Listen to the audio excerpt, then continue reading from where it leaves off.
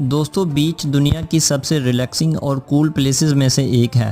خاص کر گرمیوں کے موسم میں تو لوگ بیچ پر جانے کے لیے دور دور سے ٹریول کر کے آتے ہیں۔ آپ میں سے بہت سے لوگوں نے ڈیفرنٹ بیچ کا وزٹ تو ضرور کیا ہوگا، لیکن آج کے اس ویڈیو میں دنیا کے سب سے ریئر اور ان یوزل بیچز کے بارے میں بتانے جا رہا ہوں، تو چلیے شروع کرتے ہیں۔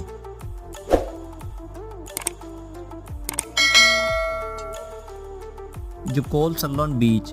دوستو آئس لینڈ دنیا کے سب سے ٹھنڈے اور خوبصورت ممالک میں سے ایک ہے۔ آئس لینڈ کے ساؤتھ ایسٹ میں ایک ان یوزل لیک ہے جو کہ دنیا میں سب سے یونیک ہے۔ اس لیک کے بیچ پر آپ کو بلیک سینڈ اور آئس کرسٹل دیکھنے کو ملتے ہیں۔ یہ کرسٹل بیچ پر ہر طرف پھیلے ہوتے ہیں اور یہ اتنے خوبصورت لگتے ہیں کہ ایک دفعہ جو یہاں آتا ہے اسے لگتا ہے کہ وہ کسی دوسری دنیا میں آ گیا ہے۔ اس جگہ کو ڈائمنڈ بیچ کے نام سے بھی جانا جاتا ہے۔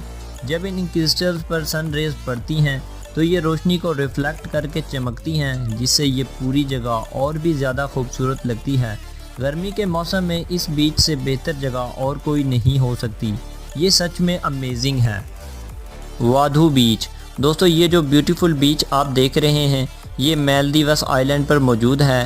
یہ آئی لینڈ کافی چھوٹا ہے، یہاں صرف 500 لوگ رہتے ہیں۔ آپ دن کے وقت اس آئی لینڈ پر جائیں گے تو آپ کو کچھ بھی ان یوزل نہیں لگے گا، لیکن جب رات ہوتی ہے تو یہاں قدرت کا ایک عظیم کرشمہ دیکھنے کو ملتا ہے۔ رات کے وقت اس بیچ پر موجود سمندر کے پانی کو اگر ٹچ کیا جائے تو اس میں بلیو روشنی چمکتی ہے۔ اس جگہ کو سی آف سٹارز بھی کہا جاتا ہے۔ یہ دنیا کی سب سے اٹریکٹیو پلیسز میں سے ایک ہے۔ یہ بیچ مالدیوس کی سب سے پاپولر پلیس ہے۔ مزے کی بات یہ ہے کہ یہ نظارہ یہاں سال کے 12 مہینوں دیکھنے کو ملتا ہے۔ اس کا کوئی خاص سیزن نہیں ہے۔ یہ واقعی اللہ تعالیٰ کی قدرت کا ایک عظیم کرشمہ ہے۔ بلاسٹ بیچ۔ دوستو دنیا میں جتنی بھی بیچز ہیں وہ ہزاروں سالوں میں قدرتی طور پر خود بخود بنی ہیں، لیکن کیا ہو اگر کوئی بیچ انسان کے ہاتھوں سے بنائی جائے؟ یہ تو سننے میں ہی امپاسبل سا لگتا ہے، لیکن میکسیکو میں ایک بیچ ایسی ہے جو کہ انسان کی وجہ سے بنی ہے۔ یہ جو بیچ آپ دیکھ رہے ہیں یہ میکسیکو کی مریٹا آئی لینڈ پر واقع ہے۔ اصل میں اس آئی لینڈ کو میکسیکن آرمی بم ٹیسٹ کے لیے استعمال کرتی تھی۔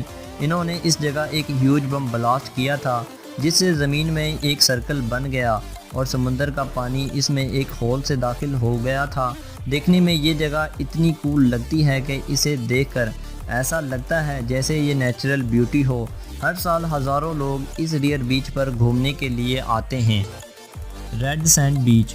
دوستو چاہے دنیا کی کوئی بھی بیچ ہو، وہاں سب سے اٹریکٹیو اور مین دو چیزیں ہی ہوتی ہیں، ایک سینڈ اور دوسرا سمندر کی لہریں۔